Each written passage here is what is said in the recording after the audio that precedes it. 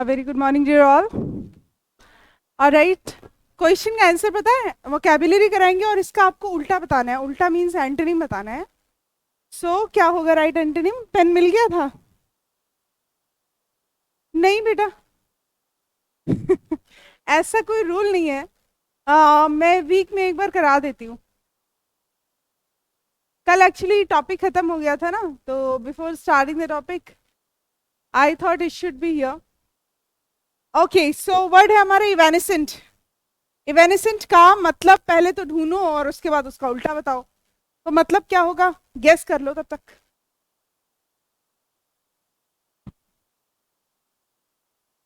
देखो, इवेनिसेंट को हम लिंक करेंगे.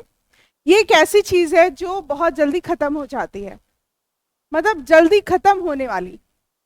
जैसे कोई भी चीज है, जैसे मान लीजिए कांच का ग्लास है, उसको छोड़ दो वो टूट जाएगा.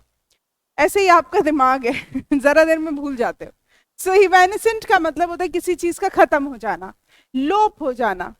ठीक है, लोप होना, गायब हो जाना, बहुत ही कम टाइम तक चलना. आप इसको शॉर्ट स्टे भी बोल सकते हैं, शॉर्ट स्टे. राइट. सो अब इसको लिंक कैसे करें? देखो, इवनिंग में क्या होता है, आप लगभग सारी चीजें भूल जाते हैं. सुबह याद करते हैं, इवनिंग में भूल जाते हैं. सो इवेनिसेंट को टर्न डाउन इवनिंग से, मतलब इवनिंग से लिंक करो कि इवनिंग में इवेंसेंट हो गया सारी चीजों का.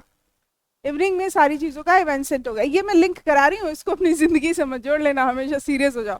ठीक है, तो ये अब याद हो जाएगा. इवेनिसेंट का मतलब गायब हो जाना, लोप हो जाना. अब इसका उल्टा क्या होगा ये देखना है. इसका उल्टा मतलब एंटोनिम पूछा गया है, तो एंटोनिम क्या होगा इसका?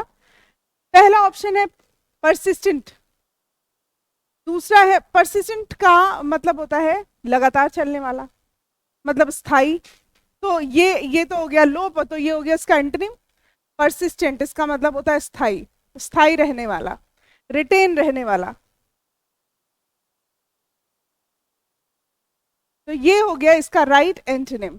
ठीक है, तो जो चीजें परसिस्टेंट है वो बहुत ही मतलब स्थायी रूप से चलती है. अब परसिस्टेंट क्या है? जैसे आपके रविंद्र आईएएस की क्लासेस चलती रहती हैं, तो उसको परसिस्टेंसी से जोड़ लो. फ्लीटिंग, फ्लीटिंग जो है ना वो इसी का सिनोनिम है. हाँ, क्या हुआ? कोई समस्या पूछ रहे हो? नहीं, पूछ लो पूछ लो. हाँ, इवेनिसेंट का मतलब किसी चीज का गायब होना, और परसिस्टेंट का मतलब किसी चीज का रहना, स्थायी रहना. फिर लिखा है फ्लीटिंग. फ्लीटिंग का मतलब होता है, देखो फ्लीटिंग और इवेंसेंट दोनों एक दूसरे के सिनोनिम्स है. तो फ्लीटिंग का मतलब भी होता है किसी चीज का खत्म होना, जल्दी खत्म होना. अच्छा, आपने एक वर्ड सुना होगा क्षणभंगुर, सुना है? नहीं सुना है? आ, ऐसे करके लिखा जाता है, कैसे करके?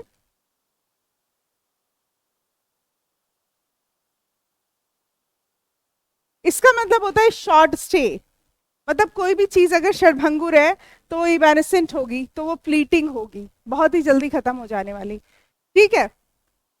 नहीं सुना है क्या भी क्षणभंगुर? इसमें मतलब का मतलब ये, हाँ मतलब ये होता है बहुत जल्दी खत्म हो जाने वाला. क्या होता है बहुत जल्दी, बहुत मतलब जो जल्दी टूट जाए. जैसे आपको जल्दी गुस्सा आ जाता है, बहुत जो काम जल्दी हो जाए उसके लिए यूज करते हैं. नेक्स्ट वर्ड है इरेटिक. इरेटिक का मतलब होता है सताया हुआ या गलती करने वाला. इरेटिक मतलब गलती से संबंधित. ये जो एर वर्ड है ना, एर, एर का मतलब गलती होता है. और लास्ट वर्ड है हमारा एल्यूसिव. एल्यूसिव होता है मायावी. जैसे आपको किसी चीज का भ्रम होता है, वो एल्यूसिव होता है. एल्यूसिव का मतलब होता है भ्रम. मतलब जैसे आपके सामने कुछ ऐसा लग रहा है बट वो नहीं है, तो इसका मतलब वो चीज आपके लिए इल्यूसिव हो गई, मायावी हो गई. इसके लिए हेल्यूसिनेशन जैसा एक वर्ड यूज होता है, बहुत एग्जाम में पूछा जा चुका है ये वाला वर्ड. आप इसको लिख सकते हैं, हेल्यूसिनेशन. थोड़ा सा बड़ा वर्ड है इसीलिए ज्यादा जल्दी से याद हो जाता है. हेल्यूसिनेशन होता है, हेल्यूसिनेसिव भी बोल सकते हैं. तो इल्यूसिव और हेल्यूसिनेसिव ये एक दूसरे के सिनोनिम्स हो गए. इरेटिक मतलब गलती से संबंधित, एरर से संबंधित, और फ्लीटिंग का मतलब किसी चीज का जल्दी टूट जाना, और परसिस्टेंट का मतलब स्थायी रहना किसी चीज का, और इवेनेसेंट तो आपको पता ही है। सारे 5-6 वर्ड्स हैं इस स्क्रीन पर, सारे ही नोट डाउन करो और फिर उसको एक एक कर लिए नोट डाउन, आ गया बात है, सारे ही नोट डाउन करो और सबको याद करने की कोशिश करो, क्योंकि अभी जब मैं पूछूंगी तो ये भी पूछूंगी, क्योंकि ये भी तो वर्ड्स हैं, इनकी भी तो मीनिंग्स आपको जानने हैं। तो कुल मिला के यू नीड एवरी वर्ड।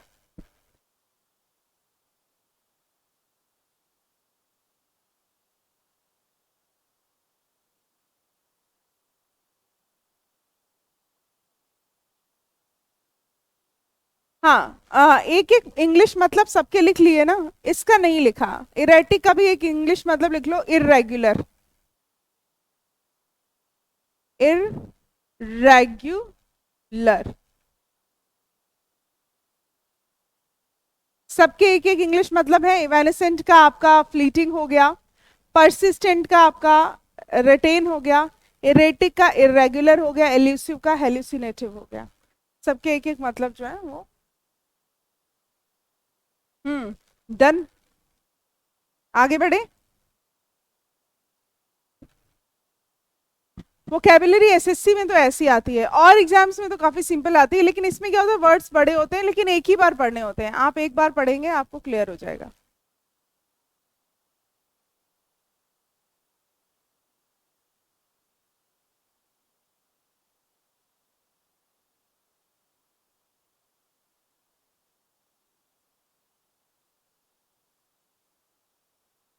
हम्म,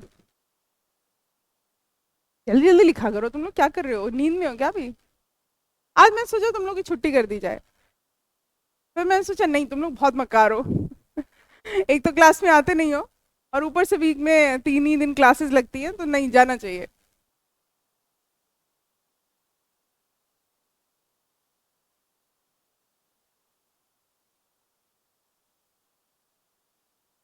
हाँ, नेक्स्ट वर्ड है पेनेजिरिक। पेनेजिरिक का आपको एंटोनिम यानी ऑपोजिट बताना है, क्या होगा?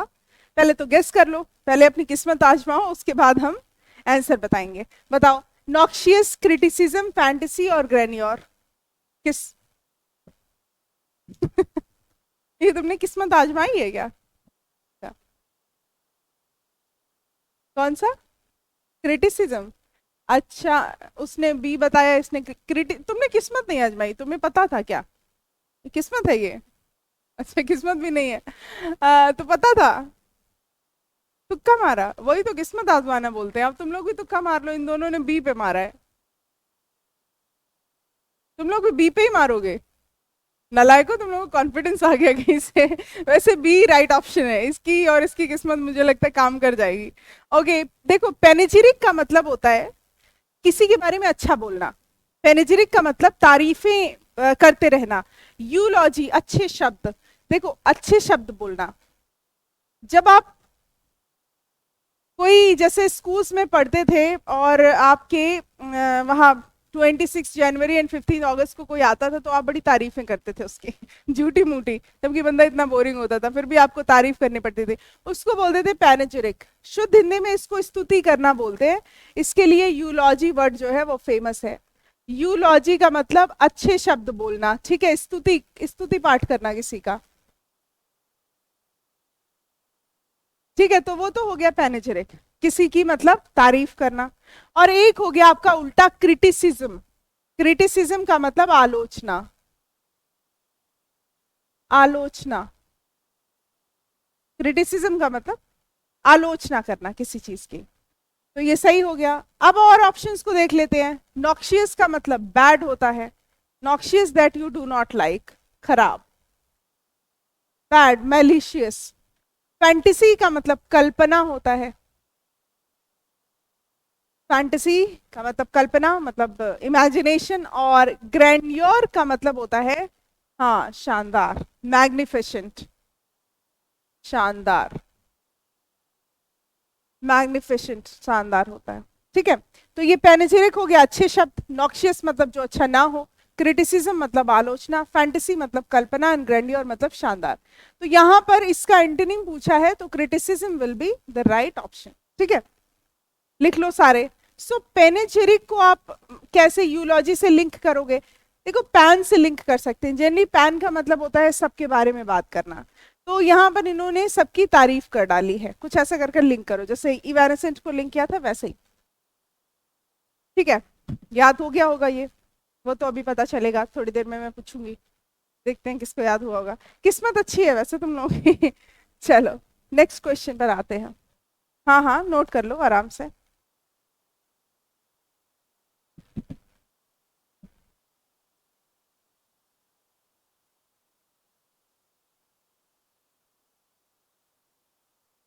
एक्चुअली मैं दूसरा टॉपिक स्टार्ट करने वाली थी, तो आई थॉट बीच में थोड़ा सा वोकेबुलरी का तड़का मार देती हूँ, तुम लोग जो है थोड़ा सा पढ़ लोगे, इसको घर पे ना बोल बोल के पढ़ा करो। ऐसे ही कहते हैं ना, वो क्रिस्टोफर सर हैं हमारे यहाँ, वो बोल बोल के पढ़ाते हैं, बच्चों को गुस्सा आ जाता है। हालांकि सही है ये, कुछ बच्चों को गुस्सा आता है, बट कुछ बच्चे उसको बोलते हैं, प्रोनाउंस करते हैं, तो वो ना कहीं रुक जाता है। तो इसीलिए बच्चे सोचते हैं कि अच्छा ये टीचर वोकैबुलरी तो याद ही करा देगा, तो इस चक्कर में वो बच्चे भी वहां पहुंच जाते हैं। बट एक्चुअली आपको अगर ये प्रोसेस करनी है तो आप घर पे कर सकते हैं, इसमें कोई बड़ी बात नहीं, इसके लिए आपको क्लास में कराए जाने की जरूरत नहीं है। यही वर्ड्स अगर आप घर पे भी बोलेंगे तो भी उतना ही असरकारक होगा। हालांकि आसपास वाले सोचेंगे अभी भी ये छोटा बच्चा है बोल के पढ़ता है, पर इट्स ओके, आपको क्रिटिसिज्म से क्या है, आप तो मतलब सिलेक्शन लेने आए हैं, हाँ? नहीं नहीं, घर वाले, आपके सिबलिंग्स, उन्हें बड़ी प्रॉब्लम हो जाती है। जैसे मुझे कल मेरी सिस्टर बात बात पे हंस रही थी वीडियो देख के, मुझे बड़ा गुस्सा आया। तो हो सकता है आसपास मेरे जैसा कोई हो।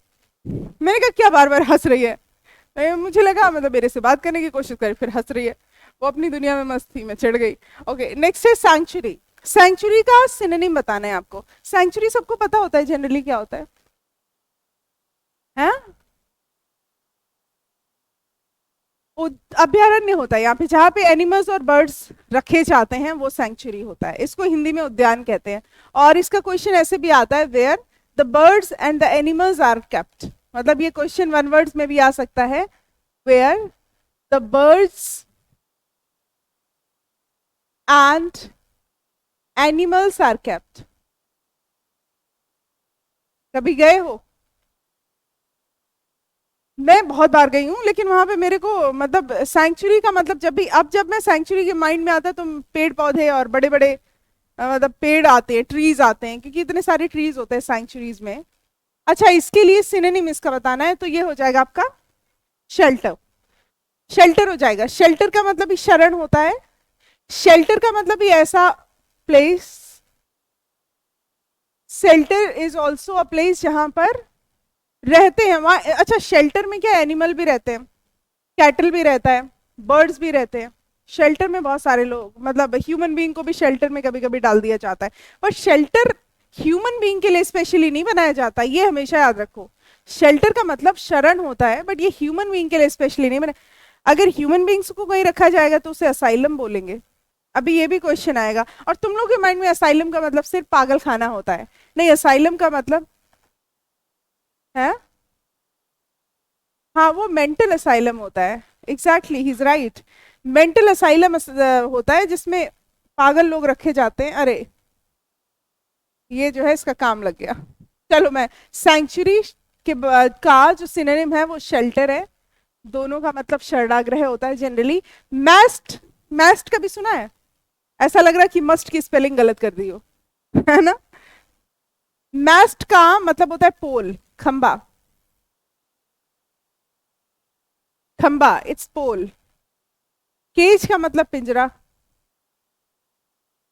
केज तो सबको पता होगा। अब और ये कौन है जिसको रूम का मतलब नहीं पता? रूम क्या होता है? रूम इज अ मीडियम, माध्यम जहां पे आप लोग रहते हैं। चलो ये क्वेश्चन डन है, आगे बढ़े? डन है ना, नोट कर लिया सबने? गुड।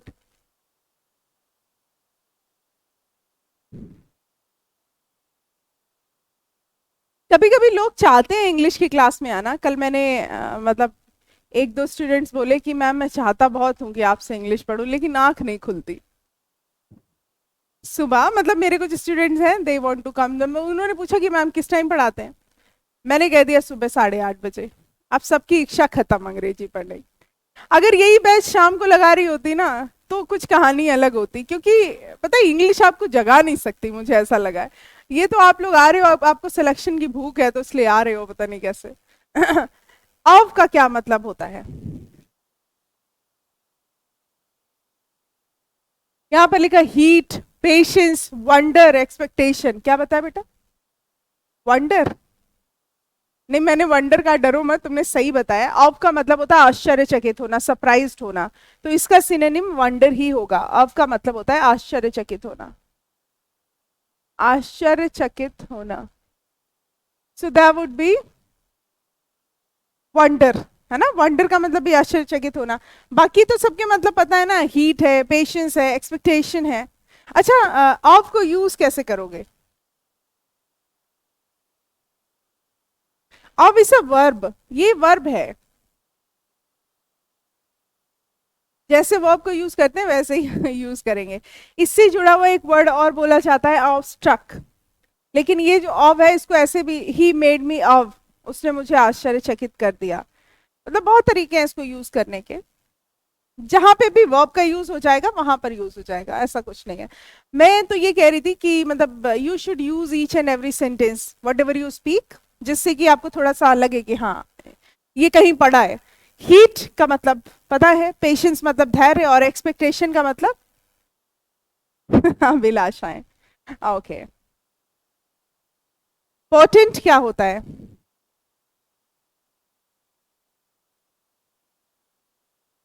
लिखा नहीं था अभी? अच्छा, लिख लो आराम से। तुम लोग टीचर को बड़ा आराम देते हो, आराम से लिखो। But it's good, at least you right something on you copy. पता चला इंग्लिश के क्लास में ब्लैंक, मैथ्स के क्लास में भरा पड़ा एकदम, और उसके बाद आती है जीएस जीके की क्लास, उसमें तो 10-10 पेजेस एक ही दिन में। Oh my God! पता चला आज क्या पढ़ के आए, सिर्फ और सिर्फ जीके और जीएस, खत्म काम। बाकी सेकंड नंबर पे थोड़ी बहुत मैथ्स के 4-5 क्वेश्चंस लगा लिए तो कॉपी भर गई। वरना इंग्लिश में तो कॉपी का कोई खर्चा ही नहीं है, आराम से बैठे रहे, फोटो खींच ली, गेट सेट गो। फिर एग्जाम में आया, गेट सेट गो हो गया, क्योंकि आता तो कुछ है नहीं। तो वो काम मत करो भाई, थोड़ा सा नोट कर लो, यहीं से आएंगे क्वेश्चंस तुम लोग को। पहले भी अगर पेपर्स प्रीवियस ईयर्स के देखोगे ना, तो अभी तुम लोगों ने पढ़ा कुछ नहीं होगा, फिर भी तुम लोग रिलेट कर पा रहे होगे, क्वेश्चंस यहीं से आते हैं। आप लोगों को बस थोड़ा सा ध्यान देने की जरूरत है। अगर अभी भी कोई भी मतलब जैसे कि पिनाकल है, और वो है, उसका क्या नाम है, अजय कुमार सिंह की एमबी पब्लिकेशन, अगर उसके प्रीवियस ईयर्स करोगे तो अभी भी तुम लोगों को इन्हीं में से क्वेश्चंस रिलेट कर पाओगे, जबकि अभी 2-3 टॉपिक्स ही पढ़े होंगे, तो ये इंपॉर्टेंट है। अभी सिर्फ नाउन और टेंस में कंडीशनर्स, यही सारी चीजें पढ़ी है ना, बट उससे भी यू कैन रिलेट समथिंग। अच्छा, नेक्स्ट क्वेश्चन आया आपका, पोटेंट जो था, पोटेंट का क्या मतलब था?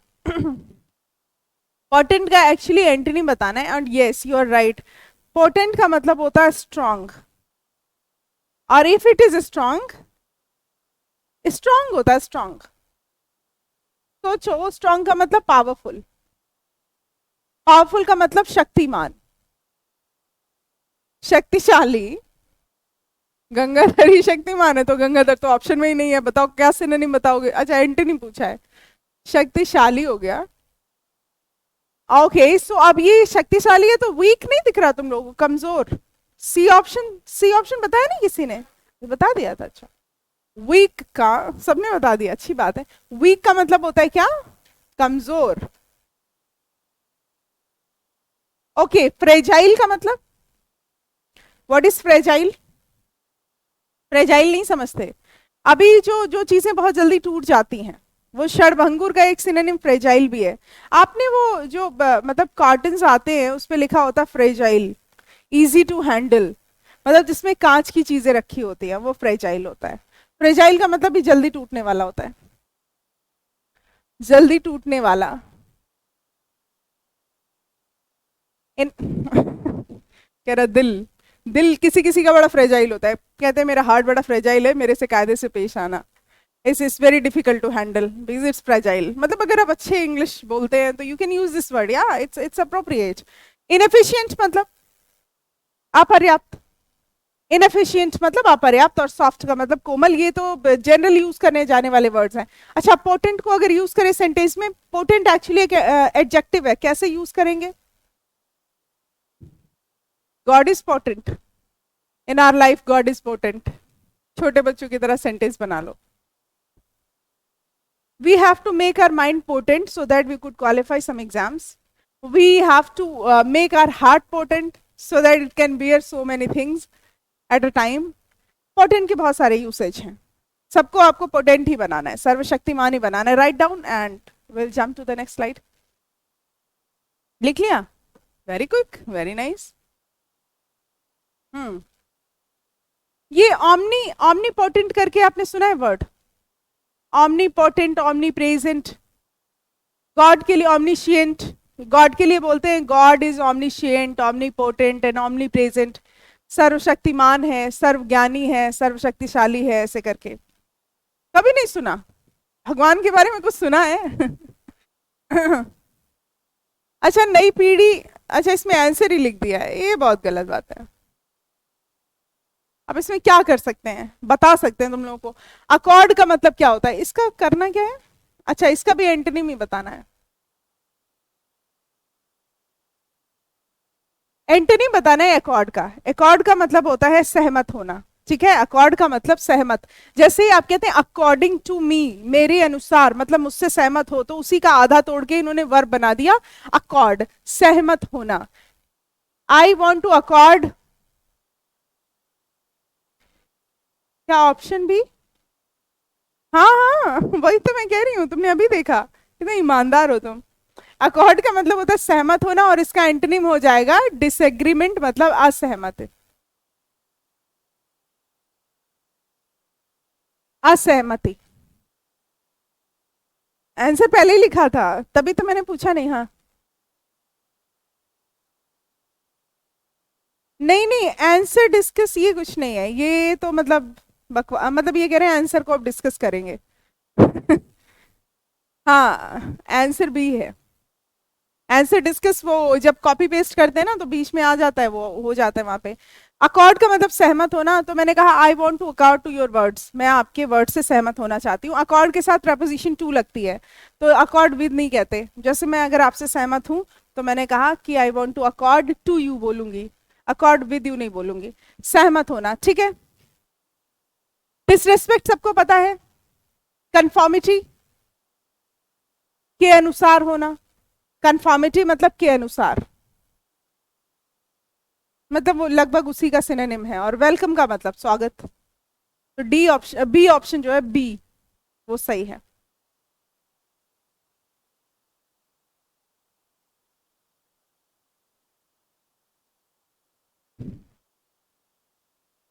सही है ना? क्लियर हुआ? मतलब ये कंफर्म, देखो ये कंफर्म नहीं है, कंफर्म है. कंफर्म अलग होता है, कंफर्म अलग होता है. ये जो वर्ड्स हैं इनको मैं थोड़े थोड़े करा दूंगी. कंफर्म होता है एक, एक कंफर्म होता है. कंफर्म का मतलब क्या होता है? हिंदी मतलब नहीं पता, लेकिन जानते तो होगे. कंफर्म नहीं पता? मत बता, हेल्प करो मेरी. पक्का करना है किसी को, यही तो बोल रहे हो. हाँ, किसी किसी में आपको देखो, कंफर्म का मतलब किसी बात को बता देना, किसी बात को पूरा कर देना. और कंफर्म का मतलब किसी के अनुसार चलना. सो किसी बात को बता देना, कुल मिला के ये वर्ब है, बता देना, पक्का कर देना. ये सही बताया था उसने. कंफर्म का मतलब के अनुसार चलना. तो ये दोनों अलग वर्ड्स हैं, इनको अलग अलग ही पढ़ना है. तो ये मत सोचो कि किसी ने कंफर्म की स्पेलिंग जो है गलत करके कंफर्म कर दी, ऐसा नहीं है. अच्छा, एक और वर्ड है, आपने कॉन्फिडेंट की स्पेलिंग क्या होती है? कॉन्फिडेंट होती है ना. कॉन्फिडेंट का मतलब?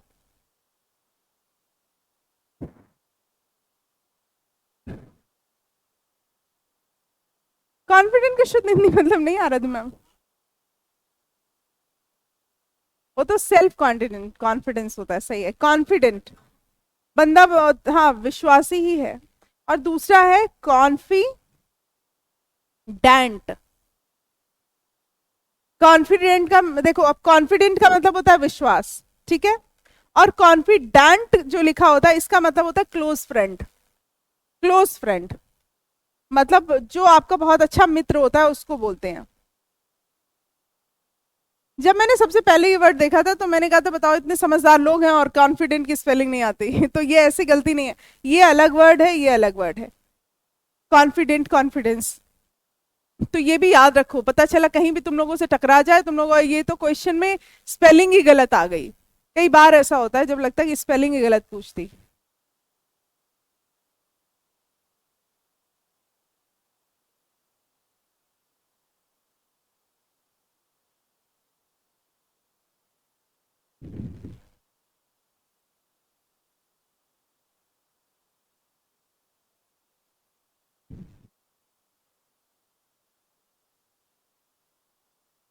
लाइबिलिटी का उल्टा बताना है, एंटोनिम क्या होगा? एंटोनिम, लाइबिलिटी का मतलब जिम्मेदारी यानी देयता, जो चीजें आपको देनी है ना। लाइबिलिटी जो होता है इसका मतलब होता है देयता, the thing that you have to give, मतलब आपके पास जिम्मेदारी है। लाइबिलिटी वो चीज होती है जिसको आपको पूरा करना है, मतलब जिसको आपकी जिम्मेदारी है, आपको किसी को देना है। मान लीजिए आपने किसी से बुक उधार ले ली, now it is your liability to return the book, ठीक है, to the person. So liability का मतलब देयता, जो चीज आपको देने के लिए आपके पास है, ठीक है। अब इसका उल्टा हो जाएगा आपका एसेट्स। एसेट्स का मतलब होता है संपत्ति जो आपके लिए है, ठीक है। सो एसेट्स जो है ये हो जाएगा आपका संपत्ति। अब यहां पर एक चीज और है, ये एसेट्स का मतलब जो होता है आपके पास जो है संपत्ति ये आपकी है, ठीक है। एसेट्स मतलब जो आपके पास है, हाँ। एसेट्स का नहीं, हाँ लाइबिलिटी का हो सकता है, एसेट्स का नहीं होगा। डेप्ट वही है, मतलब डेप्थ मतलब उधारी होता है जब किसी के ऊपर, डेप्थ मतलब उधारी, कर्ज। और प्रॉपर्टी का मतलब संपत्ति होता है, लेकिन ये वाली एसेट जो है ये आपकी है, प्रॉपर्टी किसी की भी हो सकती है, ठीक है। प्रॉपर्टी आपकी फैमिली की भी हो सकती है, तो ये भी संपत्ति है, लेकिन ये इसका उल्टा इसलिए नहीं हो सकता क्योंकि एसेट्स आपकी अपनी है और प्रॉपर्टी किसी की भी हो सकती है। ट्रेजर का मतलब होता है विरासत, मतलब जो खजाना, बेसिकली खजाने के लिए भी ट्रेजर का यूज करते हैं, ठीक है। खजाना जब आपके पास बहुत सारी चीजें हों, मतलब कहने का मतलब है जब आपके पास बहुत सारे गहने हो और वो कहीं रखे हुए हो, आपको मिल नहीं रहे हो, अचानक से मिल गए, आपका खजाना हो गया वो। ट्रेजर मतलब खजाना, ठीक है। क्लियर हो गया ये? सारे वर्ड्स के को नोट करो, फिर मैं एक एक करके पूछती हूँ। नहीं अभी नहीं पूछूंगी, थोड़े और करवा के पूछूंगी। हाँ, सो लाइबिलिटी नाउन है। अच्छा, ये नाउन, प्रोनाउन, वर्ब, एडवर्ब ये पहचान तो लेते हैं ना, इसमें किसी को कोई प्रॉब्लम तो नहीं? मैं पूछूं ये कौन सा पार्ट ऑफ स्पीच है? अच्छा अगली बार मैं पूछूंगी, लाइबिलिटी इज अ नाउन, अगली बार मैं पूछूंगी कौन सा पार्ट ऑफ स्पीच होगा। देयता, देवता सुनाई दे रहा है क्या?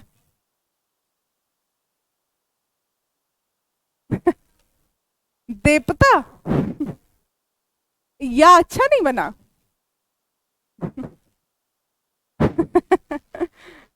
अरे भाई,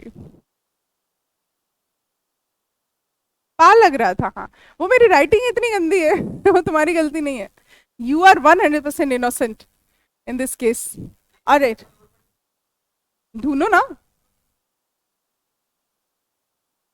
इकोनॉमी, हाँ इकोनॉमी में देयता यूज होता है, बाकी देनदारी कर लो, देने वाला कर लो। हाँ, उधार जब आप लेते हैं तो किसी को आपकी जिम्मेदारी होती है किसी को देने के लिए, तो वो लाइबिलिटी होती है आपकी। हाँ, नोट कर लिया सबने आंसर, विद आंसर। रूथलेस क्या होता है? रूथलेस का एंटोनिम बताना है।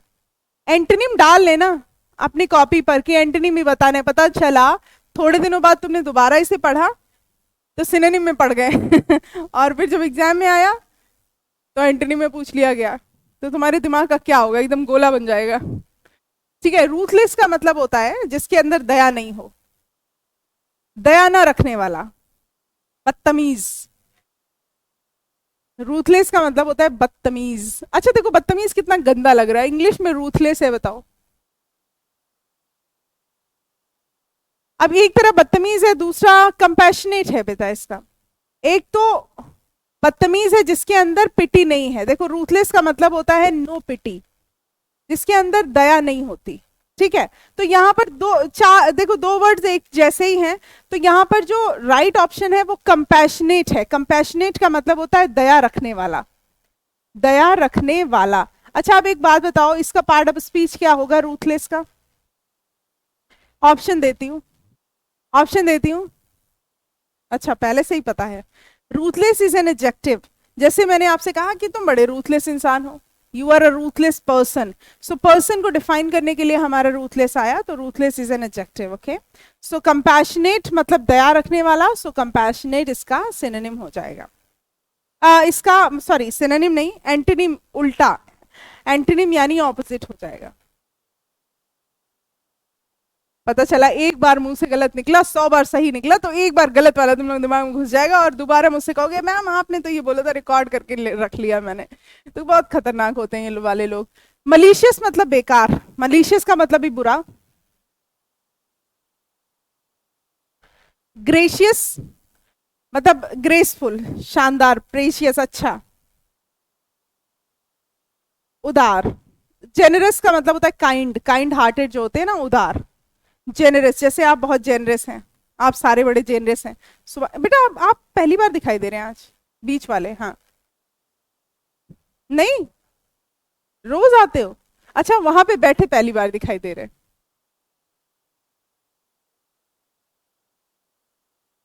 नहीं, ये दूसरा ये वही है। कुछ बदले बदले नजर आ रहे हो। अच्छा, पोल के पीछे अपने आप को छुपा लेते हो या फिर ऐसे करके बैठ जाते हो? जैसे आपकी मैं तो बता रही हूँ, क्या नाम है तुम्हारा? अभी नया नया मतलब अभी यहाँ पे ज्वाइन किया है? छे अच्छा, ऐसे तुम लोग अलग अलग बैठ जाया करो, तो तुम लोगों से मतलब डायरेक्ट इंटरेक्शन हो जाएगा। मतलब इधर वाले तो सारे इधर ही बैठते हैं, एक ही जगह पर बैठते हैं, तो इनसे तो इंटरेक्शन है। ये शायद पोल के पीछे बैठ जाता होगा या इधर उधर बैठ जाता होगा। अच्छा लगता है, स्क्रीन चल रही है उधर? अच्छा अच्छा, वो स्क्रीन नहीं चल रही है, ओके, आई सी। हाँ, रूथलेस क्लियर हो गया, नोट कर लिया सब लोगों ने? चलो ठीक है, फिर नेक्स्ट क्वेश्चन पर आते हैं। वो स्क्रीन चल के भी बेचारी क्या करे, कोई तो उसको देखता नहीं है। वो भी कहती है अब हम जो है, हमारी इज्जत नहीं है। ये ढूंढा फिर किसने ढूंढा? उसने ढूंढा था मार्कर। ये तो एक और गायब हो गया, दो गिरे इधर तो। सर ने किससे काम चलाया था? मैथ्स वाले सर ने। वो अपना मार्कर लेके आते हैं? सही है। नहीं, मैंने उनको वो मिले रास्ते में, तो मैंने उनको चेतावनी दे दी कि सर ऐसा है कि आज आप अपना जो है मार्कर। बोले नहीं मैं तो पेंसिल से काम चलाता हूं। मैंने पेंसिल, बोले मैं पेंसिल लेके आता हूं। मैं गुड है भाई। ओके, स्टिमुलेट का आपको एंटोनिम बताना है, क्या होगा? टेम्प्ट, एनकरेज, इंस्टिगेट और डिस्करेज। स्टिमुलेट, देखो स्टिमुलेट का मतलब होता है भड़काना। भड़काना मतलब किसी को उत्तेजित करना।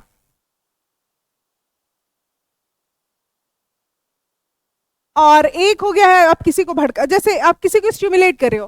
कोई आदमी सोया हुआ है, जैसे अक्सर बच्चे सो जाते हैं, तो मैं उनकी जिंदगी के बारे में बात करने लग जाती हूँ, तो अचानक से वो मतलब अवेयर हो जाते हैं कि अरे मैं, तो वो होता है स्टिमुलेटिंग। तो स्टिमुलेटिंग में भड़काना। फिर मैं उन्हें उल्टी सीधी बातें बताती हूँ भड़क जाते हैं कभी कभी, नहीं नॉट एवरी टाइम। सो अभी ना इसका उल्टा जो हो जाएगा वो किसी को हतोत्साहित करना। एंड हतोत्साहित करने का मतलब होता है डिस्करेज करना, ठीक है? डिस्करेज, ये तो उत्तेजित कर रहे हैं और ये आपको डिस्करेज कर रहे हैं, तो एंटोनिम पूछा है। अब आप लोगों ने बताया एनकरेज, एनकरेज का मतलब भी भड़काना ही होता है, तो यहां पर आपको उल्टा बताना है डिस्करेज, ठीक है? डिस्करेज का मतलब होता है हतोत्साहित करना। क्या करना? किसी को डाउन, लेट डाउन करना, मतलब इसको लेट डाउन भी बोलते हैं किसी को। हाँ, डिस्करेज कर देना किसी को, डीमोटिवेट कर देना। डी मतलब मोटिवेशन ही खत्म हो गया, लाइफ ही खत्म हो गई उस तरीके से। टेम्प्ट का मतलब होता है सेड्यूस करना, अच्छा लगना। ये तो हो गया आपका एंटोनिम। टेम्प्ट का मतलब अच्छा करना, seduces.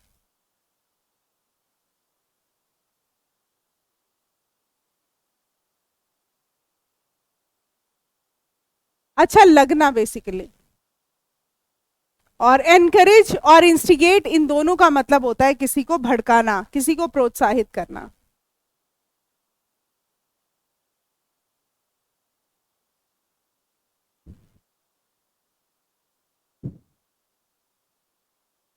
Who went outside? Somebody went outside, right? हाँ, अंदर आके रविंद्राज स्टूडेंट। ओके, एक एक का बदला मिले, एक एक को सजा मिलेगी। ओके, स्टिमुलेट का मतलब भड़काना और डिस्करेज मतलब प्रोत्साहित करना। ठीक है, डन। ये स्लाइड डन है, राइट डाउन हो गया। ठीक है, अच्छा, स्टिमुलेट का पार्ट ऑफ स्पीच क्या है? What is that? नहीं, जब भी कोई एक्शन करने लग जाए तो वो वर्ब हो जाता है। सो स्टिमुलेट जो है वो वर्ब है।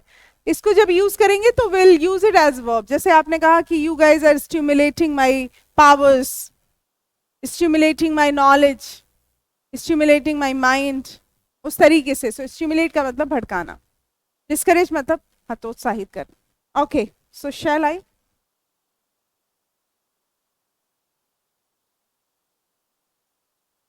गिल्टी का एंटोनिम क्या होगा? ये पता होगा सबको। गिल्टी का मतलब अपराधी होता है। और अगर कोई अपराधी है, this is a noun. Noun and adjective दोनों होता है गिल्टी वैसे तो, है ना। और इसका उल्टा जो हो जाएगा वो इनोसेंट हो जाएगा। इनोसेंट मतलब, इनोसेंट मतलब भोला, जो कभी गलती नहीं, मासूम। गुलिबल, गुलिबल भी जो एक वर्ड है गुलिबल, ये भी आपको कहीं मिल जाएगा। इसका भी मतलब होता है भोला। गुलिबल का मतलब भी भोला। ओके, इररेवरेंट क्या होता है? ये मैंने पहले बताया है। क्या बताया? नहीं, इररेवरेंस बताया था मैंने, रेवरेंस बताया था, उसी से बना हुआ है। रेवरेंस, इररेवरेंस। इररेवरेंट का मतलब होता है डिसरेस्पेक्ट। ऐसे ही करो तुम लोग, रिवाइज कभी करना नहीं है, भूल जाओ। डिसरेस्पेक्ट, किसी का अनादर। राइट ऑप्शन आपका इनोसेंट हो गया। इरेवरेंट का मतलब अनादर हो गया। और इमेच्योर और इग्नोरेंट तो जानते ही होंगे। इमेच्योर अपरिपक्व, वेरी नाइस। इग्नोरेंट अज्ञान। इग्नोरेंट का मतलब होता है अज्ञान। अननोन, ठीक है, अज्ञान, जो अननोन है।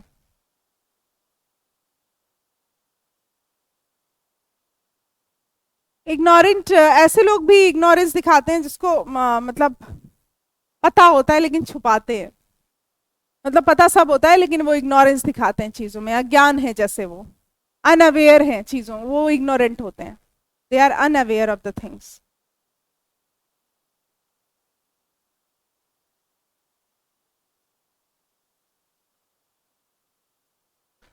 वंडर, वंडर ऑफ, अभी जो वर्ड वंडर से आया था वैसे ही मिला जुला है ये वो वंडर। इसका आपको उल्टा बताना है। एक्चुअली इसमें उल्टा कोई है भी नहीं, सही इसका एक्सपेक्टेशन हो सकता है अगर एंटोनिम होगा। क्योंकि वंडर का मतलब आश्चर्यचकित होना और एक्सपेक्टेशन का मतलब कुछ पता ही ना होना, मतलब एक्सपेक्ट ही करते रह जाना किसी चीज को। तो सारी इसके मतलब बता देती हूँ, इसका कोई राइट वर्ड है नहीं ऐसे। वंडर का मतलब आश्चर्यचकित होना, आश्चर्य। और इसका सिनोनिम तो सरप्राइज हो सकता है, बट एंटोनिम नहीं हो सकता। अम्यूजमेंट जो है, अम्यूजमेंट का मतलब कोई भी विनोदपूर्ण। विनोदपूर्ण समझते हैं आप लोग को, ये विनोदपूर्ण क्या है? Amusement that makes you happy, that makes a perfect humour, जो आपको हंसाए, जिससे आप खुश हो जाए। अम्यूजमेंट पार्क्स होते हैं, वहां पे आप जाते हैं, you enjoy your self with your family, वो अम्यूजमेंट होता है। सरप्राइज पता है? सरप्राइज तो पता है ना? नहीं पता? और स्टॉक का मतलब किसी चीज का भंडारण करना, स्टॉक मतलब भंडारण। और एक्सपेक्टेशन मतलब किसी से, हाँ, इच्छा या उम्मीद। तो तो ये तो हो गया उम्मीद। अब उम्मीद और आश्चर्य का कोई कनेक्शन नहीं है, तो ये क्वेश्चन हम कैंसिल कर देते हैं, मतलब इसका एंटोनिम जो है वो कोई ऐसा मिलेगा नहीं। सिनोनिम लिख दो, अगर अगर सिनोनिम आपको लिखना है तो वंडर का सरप्राइज हो सकता है, but that is not the exact synonym actually. Surprise कोई बहुत अच्छा सिनोनिम नहीं है। हो सकता है, बट सरप्राइज देखो दोनों जो है अपने, वंडर हमेशा अच्छी चीजों को देख के करते हैं और सरप्राइज अच्छी और बुरी दोनों चीजों को देख के होते हैं, तो इसीलिए एक दूसरे के सिनोनिम्स है नहीं, तो इसीलिए क्वेश्चन कैंसिल है ये। इसमें जो मीनिंग आपको नहीं आता वो लिख सकते हैं, लेकिन मुझे लगता है कि सारे क्वेश्चन के मीनिंग्स आपको आते हैं, so no need to write it down. Affluence का एंटोनिम क्या होगा? एफ्लुएंस, जिसके पास बहुत फल है, वो कैसा पर्सन होगा?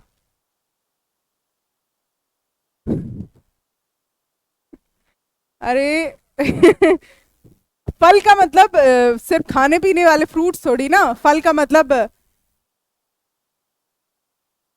फ्लुएंट का मतलब वो नहीं, एफ्लुएंस और फ्लुएंट दोनों अलग बातें हैं। देखो एफ्लुएंस का मतलब होता है धनी, जिसके पास बहुत सारा फल है वो धनी होता है। अब कह रहा है मोटा होता है वो, हद करते नहीं, वैसे हेल्दी का इसने अचानक लिखा, ये हो गया धनी, और तो अब ये हो गया धन, ये हो गया गरीब, पावर्टी। ठीक है, सो एफ्लुएंस मतलब धनी, पावर्टी मतलब गरीबी, डिफिकल्ट मतलब मुश्किल, नॉट बीइंग फ्लुएंट, अनहेल्दी, इन सब का मतलब आपको पता है। एफ्लुएंस कई बार आ चुका है एग्जाम में, एफ्लुएंट, एफ्लुएंस। एफ्लुएंस नाउन है, ये नाउन है, और इससे एक और वर्ड बनता है एफ्लुएंट, ये मतलब ये एडजेक्टिव है। किसकी? नॉट बीइंग फ्लुएंट, इसका मतलब धारा प्रवाह ना होना, मतलब जो लैंग्वेज में आप धारा प्रवाह होते हैं ना होना, फ्लुएंसी ना मेंटेन कर पाना। जैसे कि आप हिंदी में बहुत अच्छे से बोलते हैं, इंग्लिश में भी अच्छे से बोल लेते हैं, वो ना कर पाना उसको बोलते हैं धारा प्रवाह ना होना।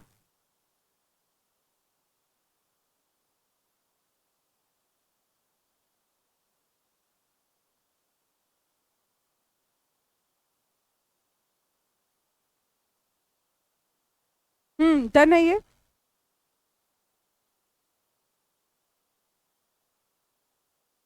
बेनेवोलेंस, जहां भी बेने वर्ड आएगा ना वहां पे हमेशा उदारता की बात होगी, अच्छी बात होगी। बेने मतलब गुड होता है, बेनेवोलेंस मतलब उदार होगा। और इसका उल्टा क्या हो जाएगा, मतलब ऐसे सोच के बताओ।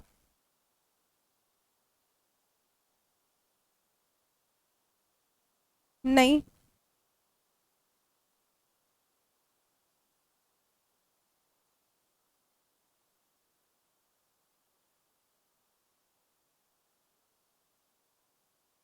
नहीं तो देखो बेनेवोलेंस का उल्टा पूछना तो वो मेलेवोलेंस, बेने का उल्टा मेले होता है हमेशा, बेने का उल्टा मेले होता है, बेने मतलब गुड और मेलाई का मतलब बैड। ठीक है, सो बेने का मतलब उदार और मेलेवोलेंस का मतलब बुरा, रूथलेस। तो ये हो गया इसका एंटोनिम। अच्छा, और वर्ड है डेरिजन, डेरिजन का मतलब होता है, ये जरूर याद करना, डेरिजन का मतलब होता है मजाक। कंटेम्प्ट का मतलब होता है किसी का तिरस्कार करना, मतलब किसी की आलोचना करना या किसी को डिसडेन करना। तिरस्कार समझते हो, किसी का बहिष्कार टाइप्स, कि हम आपको नहीं लेते, रिफ्यूज करना। ये सारे वर्ब्स हैं, इंपॉर्टेंट है। हेट्रेड का मतलब होता है नफरत। ठीक है, एरर ऑफ टुडे वर्ड्स यहीं तक हुए सारे आपके। नेक्स्ट क्लास में सब्जेक्ट एंड वर्ब एग्रीमेंट याद करेंगे, बट जितने भी वर्ड्स अभी आपने लिखे हैं, 10 मिनट्स का टाइम अभी आपके पास और होगा, उन 10 मिनट्स में आपको इसको रिवाइज कर लेना है, मतलब एकदम पक्का कर लेना है। अगर आप अपनी तरफ से एफर्ट्स डालते हैं तो आप एक काम और करिए, जो मैंने बताए हैं वर्ड्स मीनिंग्स हिंदी में मैंने बताए, जिनके इंग्लिश मीनिंग्स नहीं बताए उनके भी इंग्लिश मीनिंग्स को देख देख के डिक्शनरी से नोट कर लीजिए, उनको भी याद कर लीजिए। आपके एग्जाम में आप ऐसा कर लो कि देखो सीजीएल और सीएचएसएल की बात करें तो सारे एंटोनिम सिनोनिम से ही आ जाते हैं। मतलब अगर आपने पिछले 10 साल के भी पेपर्स कर डाले हैं ना, तो आप एकदम आप काबिल हो गए हो पेपर देने के लिए। अभी जो नया पेपर बनेगा ना, तो आपको सारी चीजें आपके मतलब से मिलेंगी, but you have to be very honest in that. क्योंकि आप लोग ऑनेस्ट नहीं होगे, अगर अगर मन से नहीं पढ़ोगे तो फिर नहीं मिलेंगी। लेकिन अगर आप ऑनेस्ट हैं, ऑनेस्टली आपने पढ़ लिया, तो सिलेक्शन जरूर हो जाएगा। बहुत मतलब मेरे स्टूडेंट्स का 2-2 3-3 बार सिलेक्शन हुआ है अलग अलग एग्जाम्स में। पता है क्या, आपको वो चीज मानना है जो मैंने बोला। आप, मैंने आपसे कहा कि प्रीवियस ईयर पेपर्स को आपको ध्यान से पढ़ना है, तो अब बस आपको पढ़ना है। आपको बस मतलब मैं गाइड कर सकती हूँ, क्योंकि 1 घंटे की क्लास में मैं आपको बस गाइड कर सकती हूँ ज्यादा अच्छे से, बाकी सब आपको करना पड़ेगा। तो 2 आवर्स का टाइम दिन में आपको देना ही देना है, किसी भी तरीके से, अगर आप दे सकते हैं तो। और अगर नहीं दे सकते, आपको लग रहा है क्लासेस ज्यादा टाइम ले रही हैं, तो आप क्लासेस को थोड़े दिन बाद रिज्यूम मतलब पॉज कर सकते हैं इफ यू वांट टू। अगर एग्जाम है ना आपका, जिसको जिसको देना है, तो क्लासेस पॉज कर सकते हैं। तो उस चीज को भी माइंड में रखना, क्योंकि अभी जिसका एग्जाम है दिसंबर में, है आप में से किसी का? तुम्हारा है और किसी का नहीं है? हाँ, जिसका एग्जाम है दिसंबर में, उसके पास अभी से चैलेंजेस हैं। उसके पास अभी से 6-6 घंटे वेस्ट करने का टाइम नहीं है, क्योंकि इट्स अक्टूबर। सो वोकैबुलरी के केस में ना, सारी चीजें आपको पहले से ही तैयार रखनी है। फिर अपना लक, हाँ, लक पे नहीं उतर जाना है, क्योंकि माइनस मार्किंग भी है ऑब्वियसली। चलो ठीक है, ये जो है इनको आपको कल करना है।